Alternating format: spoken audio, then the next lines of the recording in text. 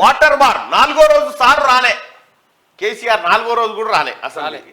కేసీఆర్ ను కడిగి పారేసిన Congress చర్చిద్దామంటే farm house కు మారిపోయిండు. సభకు రారు కానీ నల్గొండకు పోతారట. అసెంబ్లీకి వచ్చేందుకు కేసీఆర్ భయపడుతుండు. పద్మారావుకు ప్రతిపక్ష హోదా ఇవ్వాల్సి ఉండే. శాసనసభలో సీఎం రేవంత్ రెడ్డి కేఆర్ఎంబీకి ప్రాజెక్టులు అప్పగించేది లేదంటూ తీర్మానం. 10 ఏళ్ల బీఆర్ఎస్ పాలనలో తెలంగాణకే నష్టం. సాగర్ డ్యామ్ ను దళార్ల సాయంతో ఏపీ చేజిక్కించుకుంది.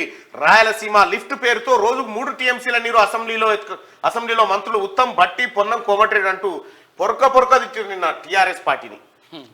తెలంగాణ శాసనసభలో నీళ్లపై నిప్పుల వర్షం కురిసింది.